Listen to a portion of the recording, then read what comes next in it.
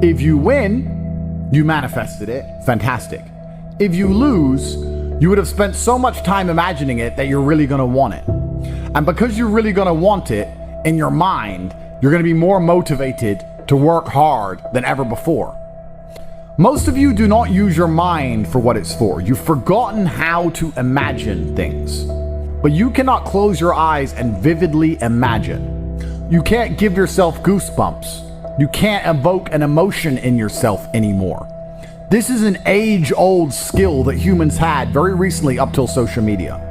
You should be able to close your mind and imagine the life you want to live so viscerally, so to the point where you can taste it, so that this reality, the one outside of your mind, feels like nothing but a prelude, a ramp, which allows you to get where you want to go.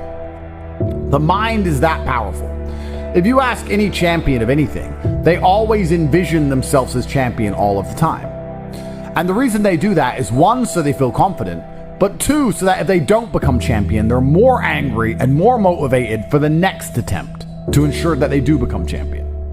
So that's the mentality and the mindset you have to have. Your mind is your number one ally in all things. A lot of you have been sabotaged internally by your own mind. Your own psyche is working against you. When you have negative thoughts that prevent you from being the best version of yourself, you should understand that your mind is attempting to betray you, and you should feel disgust because you have enough enemies. There are enough people in that opposing trench trying to destroy you. If you're watching this and listening to this right now, I promise you, if I were to give a button to most humans on this planet, if I were to go up to an average man, 25-year-old man of average income anywhere in the world, and say, if you press this button, this guy's gonna die. And I'll show a picture of you holding your dog, cuddling, being a nice little boy, whatever you're doing. I'll make you look sweet and innocent. I'll say, if you press this button, this guy dies, but you get $100 million. You do understand that 99.9% of people will press that button, right? And they'll take that 100 million without remorse. They won't really think about you very much. And if they do, they'll distract themselves with a Lamborghini and with bitches. That's it. They won't care about you. There's enough people in the opposing trench who are prepared to destroy you for self-interest that the idea of you not having every single part of you on your own side is truthfully sad. You need to be in a better position than that. You cannot allow your own mind to betray you ever. It has to be 100% on side all of the time. Once your mind is on side, once every part of your psyche is on your team, that's when you can go and look for other teammates. You can expand your network of other people whose psyche is all 100% on their side, and you have a unified outlook on the world. Then you can go and get things done. But the idea of self-betrayal is something most of you are struggling with and you didn't even realize. So as a thought experiment, we're going to sit here and I want you to actually think about it. How many times have you doubted yourself? How many times have you didn't feel like doing something you knew you were supposed to do? How many times has your mind tricked you into procrastination or being lazy? How many times has your mind convinced you that it was okay to fail and lose even though you didn't try your best? How many times have you sought comfort in excuses? How many times have you betrayed yourself? Don't worry about your enemies attempting to crush you. That's another conversation. If you actually analyze most of your failures, you're going to see the majority of them come from self-sabotage. And once you're in a position like me where you never betray yourself, where your mind never lets you down, ever. My mind knew exactly what I had to do. I did not miss a single day's training. I did not lose my mind. I did not go mental. I did not have a breakdown. I acted exactly as I was supposed to act. I was fully professional in all things. I got as much work done as I could possibly do. I was extremely productive. I used the experience for what it was. My mind never betrayed me. If you listen and look back on most of your failures, you're going to see that it was your own mind that betrayed you. It wasn't your enemies that tricked you. It wasn't your enemies that outmaneuvered you or outsmarted you. Most of you are not yet at high enough echelon to even have enemies of caliber. You were simply self-betraying. And until you identify that pattern and get yourself in the habit of ensuring that is impossible, then you're always going to lose against people who fully believe in themselves. You know, one of the things that stupid people have that makes stupid people quite successful sometimes is irrational self-belief. And the smarter you are, sometimes the harder it is to irrationally believe in yourself. But if you're dumb enough, you can be arrogant enough to have this irrational self-belief, and you will see some people be very successful, and you say, how is this idiot successful? Because they're so stupid that they don't consider the idea of failure. Their mind isn't advanced enough. They are not cognitive enough to consider betraying their own being. They only see outside. They don't self-reflect. If you're intelligent enough to self-reflect, you need to do it so that you can come up with feedback so that you can constantly improve. But be very aware of the trouble that can come from a mind that's not 100% on your side. My mind is 100% on my side in all ways. If I have to do something difficult, even if my body can't do it, my mind believes I can do it all the time. And you'd be amazed how much of life, even in the physical realm, is mental. If you believe you can run a marathon, you can run a marathon. If you don't believe you can run a marathon, you can't run a marathon. Because a marathon is hard. And by believing in it, by truly believing you can do it, then you will your body to a different level than if you don't believe you can do it. It's the same with absolutely all things, including making money, including the gym, including dealing with mental struggle. Anxiety is self-betrayal. Panic is self-betrayal. Procrastination is self-betrayal. Laziness is self-betrayal. Lacking motivation is self-betrayal. All of these things are self-betrayal. Most of you, your largest enemy on the planet today is yourself. You are the one who is destroying your own prospects because you don't have your own mind under control. And one of the things that's crazy about the world is your mind is one of the few things you can control. You can't control very much else. You can only control your mind. It's the only thing you have control over. So if you don't control it absolutely, you're going through life with no control over anything.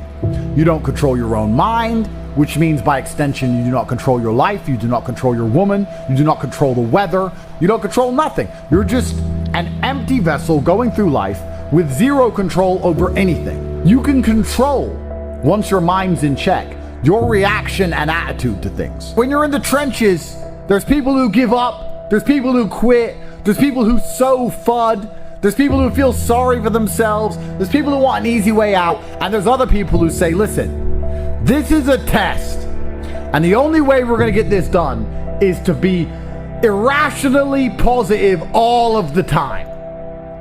He's like, well, what can I do about the price of Bitcoin? Perhaps nothing, but the universe may reward you karmically if you at least try to do something positive. Go for a walk, go for a run, burn some calories. Why don't you go down to the nearest grocery store and buy the old lady's groceries? How about that? You're unhappy that Bitcoin's gone down. Fine. What I recommend you do, although you may not understand this because you don't see them as linked, but karmically, all things are linked inside of this universe. Go down to the local grocery store and buy some groceries for an old lady. That's what you should do to fix the Bitcoin price. Now, will that genuinely affect the Bitcoin price? I don't know. It's amazing how this world works. Perhaps in some strange version of events, that slight delay in her thanking you and her getting in the car ends up leading to an increase in the Bitcoin price. But even if it doesn't, perhaps you'll learn something about not being so attached to money. Perhaps you'll feel grateful and understand you have a lot more spare money than you thought in the first place. Perhaps your attitude to the world will change, which will allow you to be more open-minded so that you can approach opportunities in a different way so that you make more money later on. Karmically, it's impossible for us to tangibly link how that positive action will lead into something else positive in your life later on. We just have to have faith that it will, because it will. So when I said this to this guy, he's like, LOL. That's his reply. He replied LOL when I said he should go buy groceries for somebody. And he doesn't understand the world. And I thought, well, why don't I go speak to thousands of people and talk positive then? Not to save him, but just to put my money where my mouth is, just to prove that you can just do something good. And if you just do something good, it is better than doing nothing. Rain dances work. If you need it to rain, you shouldn't sit and pray. You shouldn't sit and hope. You shouldn't sit and complain that it's not raining. You shouldn't sit and wait. you should rain dance. Does a rain dance make clouds appear? No, but you should take action. Perhaps your rain dance, although will not make clouds appear, will be viewed by a tribe high on the mountain far away, and they'll look down seeing you rain dance and realize that you need water. And then maybe Providence and luck will have this tribesman appear with big barrels of water saying, we think you might need water and we have some spare. If you didn't rain dance, they wouldn't know. They just see you sitting around being a mopey dipshit, crying his eyes out. That's why it's so important to take action in all things. Action solves all. Raw action is the answer. Raw action solves all. It is a mindset. So this dipshit complaining about this crypto price, he's not prepared to rain dance. He's not prepared to help a granny with her groceries. He's not prepared to do anything. God does not reward men that way. God rewards men who attack the world. You have to go and get things. You have to show that you deserve them. Even in mating, men go get the woman. Men go get money. Men go take land. Men go. We go and happen to the world. The world doesn't happen to us. What did we say earlier about if you try your absolute best, you can always find the W even in the L? I tried my absolute best, so I win. Raw action solves all. If you had that kind of attitude, you wouldn't be looking at a crypto price and sitting there praying and hoping like a dork. You'd be doing something about it. Oh, I need your help. Do you? I don't even see you trying. And that's how God views things. That's how, in fact, most wealthy people view things. I haven't seen you do anything that warrants me giving you a second of my help. People feel like rich people are horrible because we don't help the normies. Even if you try and help normies, most of them are beyond help because they are self-sabotaging and lazy. You have to at least show to the people who are important in the world that you're not those things in the beginning if you ever want to be taken seriously, at least. That's one of the first things you can do. But I want to see that you give a shit. I only want to give money to people who know how to rain dance. I only want to give money to people who sit and believe that the rain dance is the answer. I like rain dancers. I like people who sit and say, I don't know what to do, so I'm going to do something.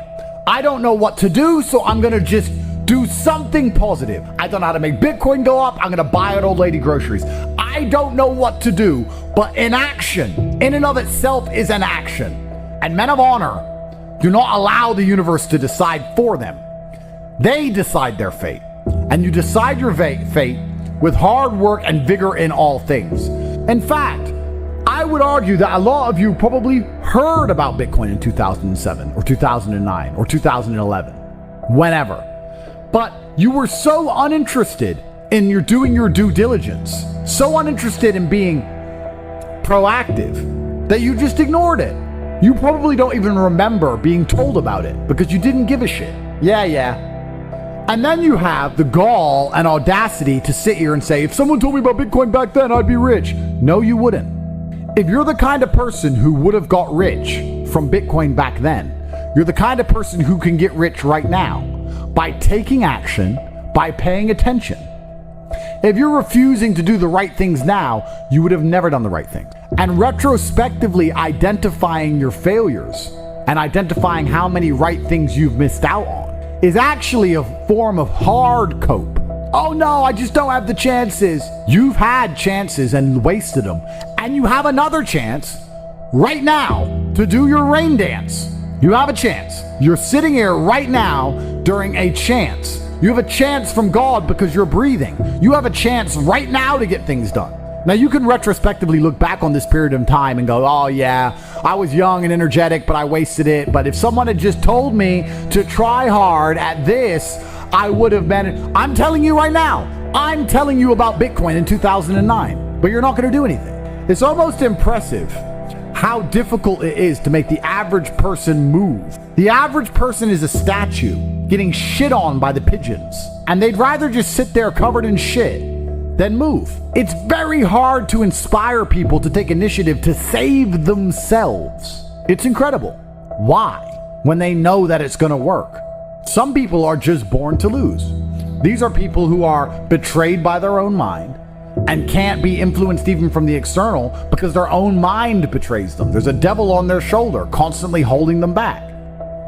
When you watch old kung fu movies and you see a master and he has chi, I totally understand the danger of a man with endless chi, endless internal power that he can convert into anything he wants it to be, whether it be mental fortitude at the time, physical fortitude, whether he can exert it as an attack.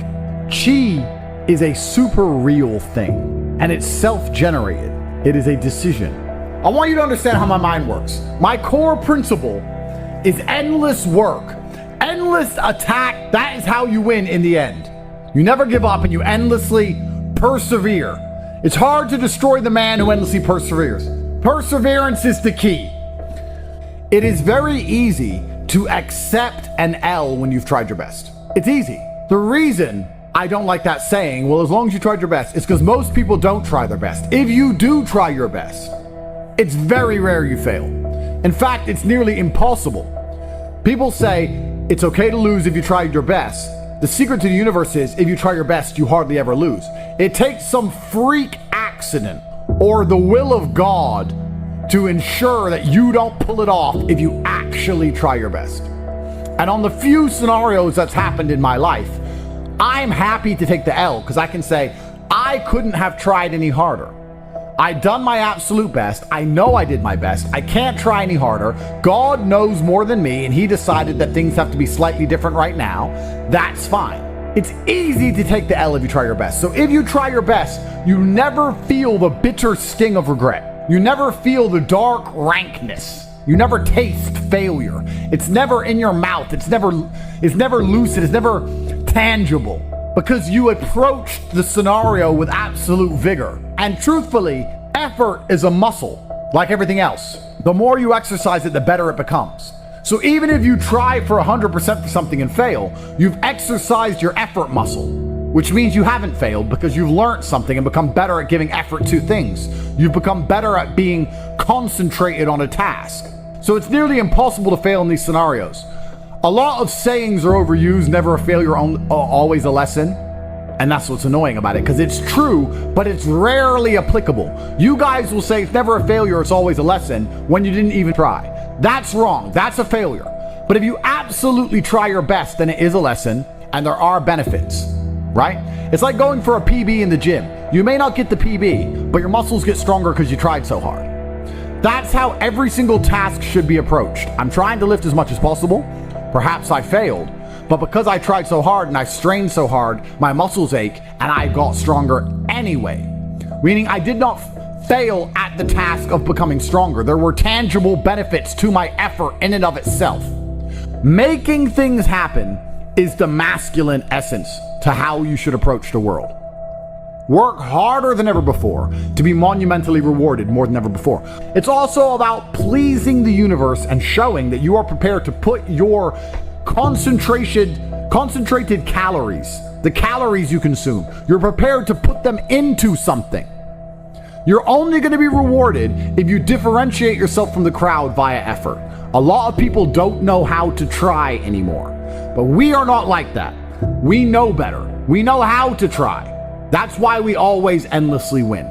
You should feel genuinely worried about wasting a single second, because you can't let the winners keep dunking on you. I've spoken at length about how the world is getting harder and harder. This is true. This is easy to observe. Everybody knows it. There are people out there in the world who are going to try hard to change that dynamic because they don't believe they can ever be rich. There are people who are going to sit and say, I don't want the rich to get richer and the poor to get poorer because I'm poor. And there's other people who sit and say, I like it this way. I like this challenge. I like that the game is rigged because now if I get rich, I get richer. That's how rich people think. Winners think, I have no problem with the rich getting richer and the poor getting poorer because I'm going to be one of the rich ones. Losers think, no, we need to spread it all out. If you accept the rich will get richer and the poor will get poorer, then you need to be prepared to do whatever it takes to win the game. Just like a video game, the harder the level, the greater the difficulty, the larger the high score at the end. I mean, you should try every day anyway. But let's assume you're the kind of person who can't try every day because you don't have that grit and consistency. If you're not gonna pull your finger out now and finally try in these few days, when are you gonna try? When are better chances gonna come? Because they're actually right in front of you. This is a huge, important period in your life when it comes to your success and your finances. If you're not going to try now, when are you gonna try? Nobody, absolutely nobody, gives a fuck about you as much as you're gonna have to give a fuck about yourself. Nobody cares about you as much as they need to care to fix your life. Even your parents, even your friends, even all the people who think they care about you, they care about you. Yeah, sure, there may be 2 or 3 people on the planet who genuinely care about you, but nobody is gonna come to your bed, drag you out of bed, drag you to a job, force you to work hard, go and get you a hot bitch, and go and buy you a Ferrari. Nobody is going to do that for you. You are never gonna have any of the things you want if you do not get them yourself. Nobody cares about you enough to do it for you. This is absolutely true. I always knew the answer to everything is raw action. Yeah. The answer to everything has always been raw action. My dad had a tweet about this. He said that raw action solves all. And he used to say this. I'll give you an example. If you're a farmer and you need rain for your crop and there's no rain, you can sit there and say there's no rain, we're all gonna starve. Or you can stand up and do a rain dance. Now, will your rain dance work? Perhaps not. Perhaps the rain won't come. But I would argue that you're better off standing up doing that rain dance than just sitting there waiting to die. You have to do something. Raw action solves. So when I was broke, I was never like, I'm poor, what do I do? It was, I'm poor, I have to do something. If I was broke, I'd go for a run. That's why I was such a great fighter. If I was broke, I'd sit there and go, I'm actually poor. How do I make money? Dunno. Where can I get some cash? Dunno. What work can I do? Dunno. I'll just go for a run then. And I'd just go for 3-mile run. What the f? You need to sit there and realize, whoa. I have a few years of consciousness, and even less than that, I have a few short years as a young man, because age will damage you. I mean, if you're a millionaire when you're 60, it's not nearly as good as being a millionaire at my age. I became a millionaire at 28. So you need to realize you've got a few short years as a young man, you're wasting it. You talk to people and they're content. They're like, oh, I'm happy with what I've got. I'm like, why? Because there's people who have a whole bunch more than you. And I was never content having a normal life. I wanted an exceptional life. I didn't want a normal car, a normal house, a normal girlfriend. I didn't want none of that. I was like, no. There's dudes out here that have the best. Why do they deserve the best and I don't deserve the best? I really believe that. And this is something I've always had inside me. I just didn't understand why I couldn't have the best stuff. I have a lot of guys ask me, similar to your question, a guy will come to me and go, how do I get a girl? I'm like, bro, you're a loser. Yeah, but I know, but how do I get a girl? Well, you're a fucking loser. You're a loser. Why are you asking me? It's like saying, how do I win a race with a push bike? You're racing Ferraris. What do you want me to do? Yeah. There's only so much you can do. There's only so hard you can pedal. There's only so many tricks and tips. There's only so many game things you can say, so many pickup lines. If you're a loser, it's going to be very, very difficult and it's going to get harder and harder. The game is rigged to become harder and harder for men. It's not getting easier. It's going the other way. And if you're going to be on a racetrack and there's going to be Ferraris there and you're going to be on a pedal bike or in a Nissan, you're going to get smoked. That's the game. You have to up yourself. You have to improve yourself. I'm not going to lie to anybody here and say you don't have to improve yourself. You can stay a loser and get chicks because you can't. Yeah. You can't. I will say this because I say it on every single podcast. If they lock me up for some insane bullshit, The Matrix has attacked me. if I carry on at the trajectory I'm carrying on, they're going to put me in jail because I'm too influential. For the people watching at home, they just need to sit and understand that the system does not make rules for the good of you. It makes rules for the good of the people who make the rules. And a lot of the life paths laid out to the average man at home today is not for their own good. It's only going to lead them to depression and misery. There's no evidence in my file because I've done nothing wrong. Everybody knows I'm innocent. This is a huge injustice the way we see it. They should not be detained at this point. There are not even charges filed against them. People are trying to set him up to look like he's something that he's not. They best get this guy, because if he comes out and he's free, oh my gosh. Can you imagine if he comes out and he's free, what his first life is going to be like? It could break the record. It'll be the talk of the world on how many people, it'll be banned in countries. It'll be feared, because if you go after a person like this, you better have proof to arrest them or get them. You don't go through somebody like this because they become a big figure and their message becomes bigger specifically to the people that didn't listen to it before or hated it. They're going to say, why are you trying to silence this guy? And you don't think Andrew's going to come out telling the story? I hope this pisses you off, because I'm telling you to annoy you, that you're sitting there struggling to pay your bills. There are people out there making so much money you couldn't possibly fathom, who have anything they want all of the time. And you may sit there and go, oh, but they're miserable. A lot of them aren't. Trust me, they're having a great time. So you need to make a bunch more money, because there's money everywhere. I look at a beautiful woman and go, I can go on a date with her and she's absolutely gorgeous and perhaps we'll fall in love and it'll be great. But you know what? I'd rather work. I just want to conquer the earth. I don't care about anything else. So you need to start identifying how your money is taken from you. Because once you identify how your money is taken from you, you can start to actually intelligently think about how you can take money from other people. The only time being a man ever is good is if you become an exceptional man. He understood. Be near the money. I have no money. Money's over there. Well, let me get closer to it. Like, no point staying over here on my fucking own. Let me at least get closer to it. That was a 17-year-old kid. Money for us is a tool to shape the world. And I think that's what a lot of people also don't understand about being rich. You don't want to be rich. You want to be powerful. That's what really is going to satisfy you in your soul. It's the power. It's not the, I can afford this, that. That's nice for a while. But really what makes you happy is there's 60 of these Bugattis on earth. Everyone wants one. Who gets one? I do. Because you can't have one. That's the fun of it, right? So it's power you're truly chasing. And if you want to be powerful, you can't be scared to invest money and spend money.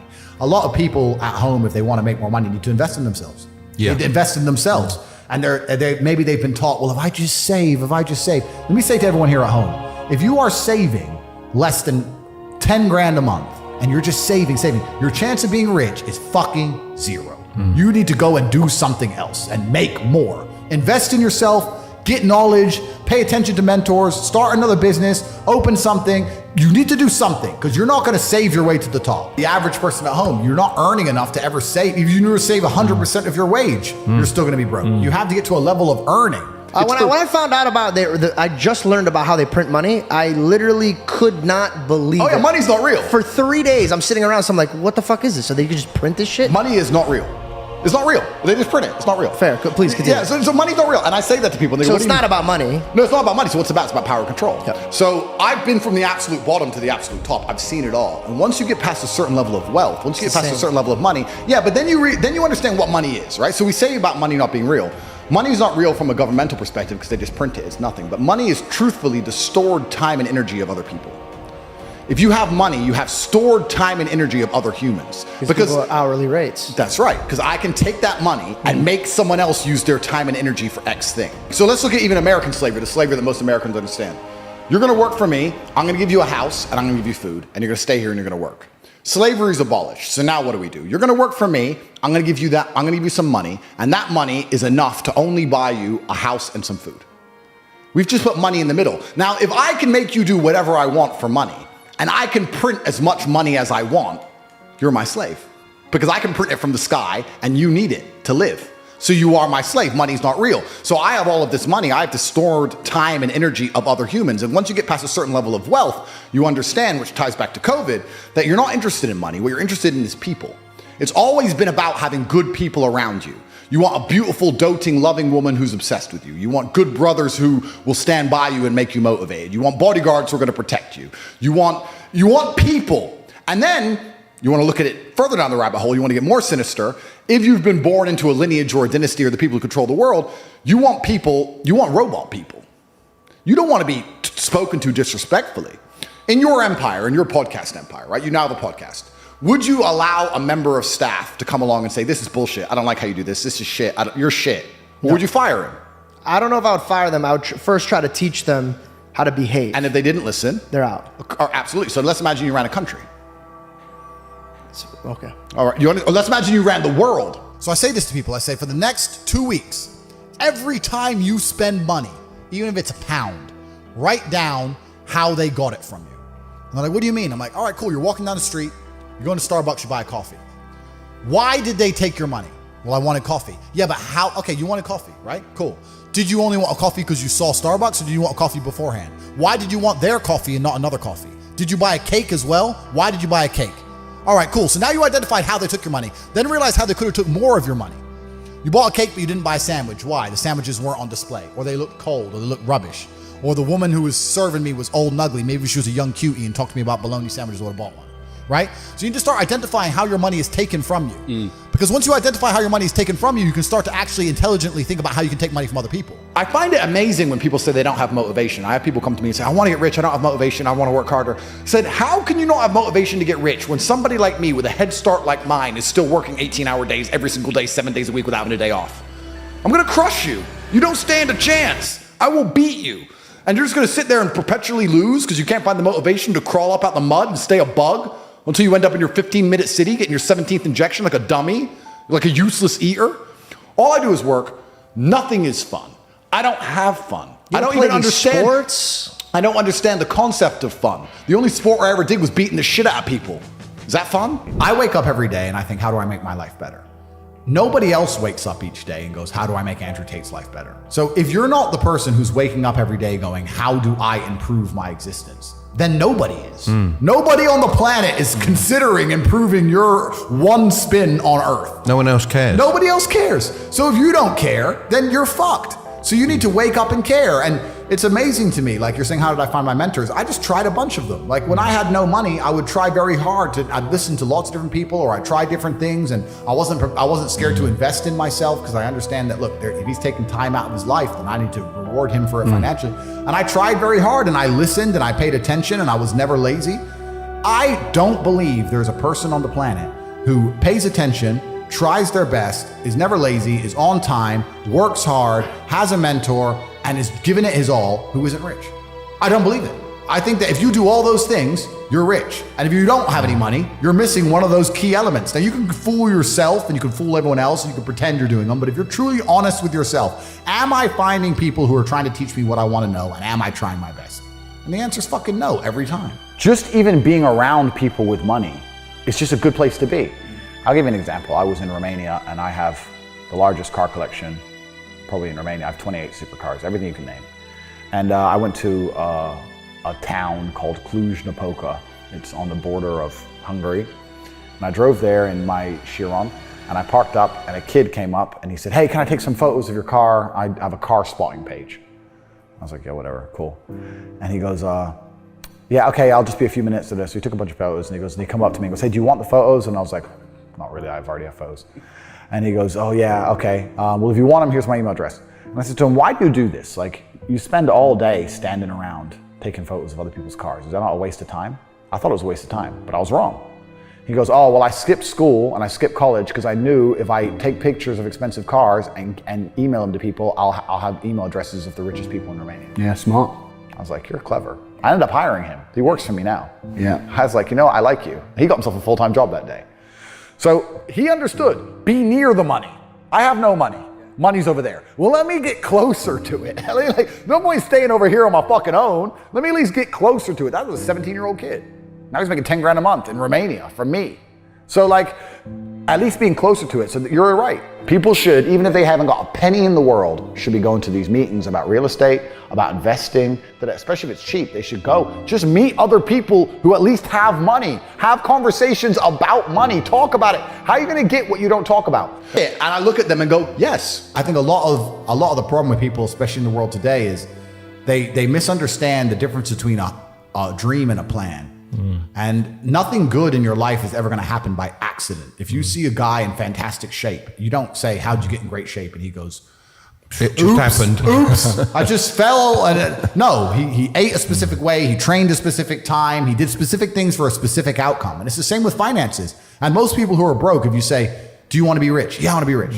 How are you going to get rich? One day, I'll win the lottery. Yeah, dumb shit. You have no plan. You have no plan whatsoever, no actionable steps. No, you're not doing things daily. You're just hoping some point in the future, God's going to just dump it on your doorstep. Guess what? It ain't going to fucking happen. And unless you have a plan, a specific plan, I'm sure you guys had you had a plan and you worked hard to get to your points. I had a plan. Everything was like, okay, today we have to do day after day after day until you get there. And this is what most people don't have because they're too arrogant or too lazy. I don't think it's stupid. I think most people, if you laid out a plan and they tried their very best and they were willing to learn, could do it. I don't think people are too stupid to make money.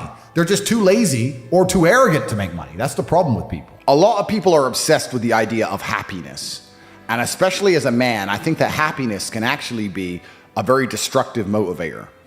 And when men sit and say, I want to be happy, I want to feel happy, To feel happy, a lot of the time you're looking for temporary hedonism. To be happy, you want to get drunk or take drugs or do something stupid temporarily, and it's very short-lived. I think you should instead be looking as a man to say, I want to feel proud.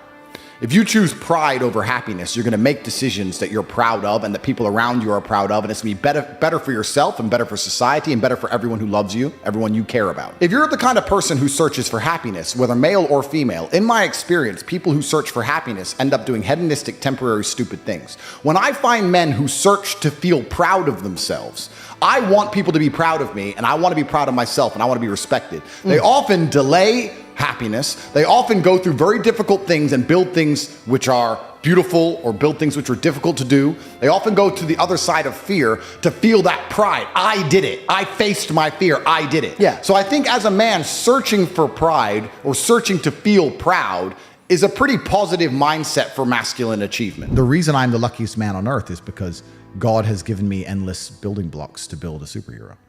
He's given me endless power. He's given me endless motivation. What did we say? Yeah. He's given me endless. I have endless sources of power. I can sit here right now and recall events that will prevent me from sleeping for 2 to 3 days. That gives me a superpower that other men do not have. They want to go to sleep. They're tired. I can stop being tired for days at a time. I can just have a thought. I can remember. I can sit, close my eyes, and use the power of my brain to vividly remember events, and I will not sleep for days.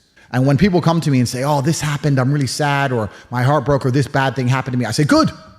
Thank the Lord that he's given you this endless source of motivation. You're wasting it. Yeah. That's your problem. But it's been given to you. Nitrous oxide has been given to you. You just have to use it in the correct way. So I'm the luckiest man in the world because all the bad things that happened to me have given me all the building blocks to become the most fantastic man on the face of the planet. I don't ever sit and concern myself with, am I spending too much? If I thought I was spending too much, I would simply find a way to make more money. Mm-hmm. And a lot of people talk about efficiency as well. I've had people talk about working smart, not hard. That is true.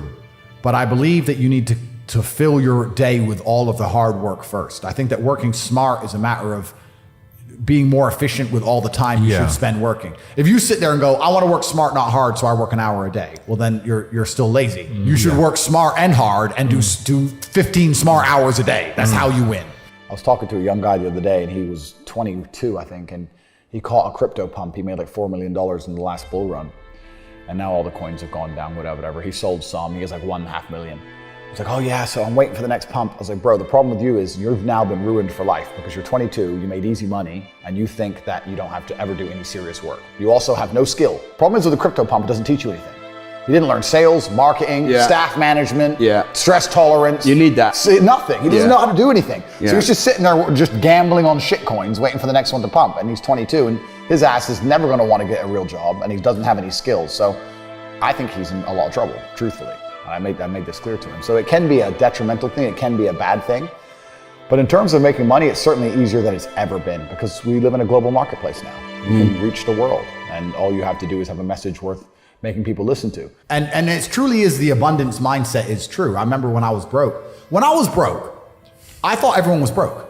You do. Because I was broke. 100%. And then you get rich and you start thinking, shit, everyone has money. Every supercar I want is sold out. Every diamond watch I want is sold out. The private jet charters are full. The yachts are full. Like, as soon as you get rich, you start Who are all these people that got money? Who are they? I was just in Dubai and my houses are being built. They're going to be completed this year. I bought a bunch of them off plan. So I decided to rent. And I rented a house on the Palm, and it was $25,000 a day, dollars. And I rented it. And I'm sitting there, and the landlord comes and goes, I just got an offer for $35,000 a day. You need to leave. And I go, okay, well, I'll pay $40,000 a day.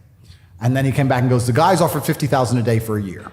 And I'm like, who am I even in a bidding war with? And I just left. I was like, you know what? Take it. I'll get another one. But like, there's people out there with money like you couldn't fucking fathom. There is so much money in the world. So you do get to a level of wealth. Another time it hit me, I was at Monaco. I was sitting around dinner in Monaco after, it was on a car rally, funnily enough. And there's like 10 of us. And I just looked around the table by coincidence and I saw everyone's wearing a nice watch. And I thought, when I was broke, the idea, if someone told me they had 30 or 40 grand in the bank, I thought they were doing good. Now I'm sitting at a table, everyone's wearing a $100,000 watch. Nobody gives a fuck. It's just like, there's levels to the game. And when you get up to the top, you realize there's money everywhere. The abundance mindset, there are so many rich people. So if you're not where you want to be financially, I hope this pisses you off because I'm telling you to annoy you. that you're sitting there struggling to pay your bills. There are people out there making so much money you couldn't possibly fathom, who have anything they want all of the time. And you may sit there and go, oh, but they're miserable. A lot of them aren't. Trust me, they're having a great time. So you need to make a bunch more money because there's money everywhere.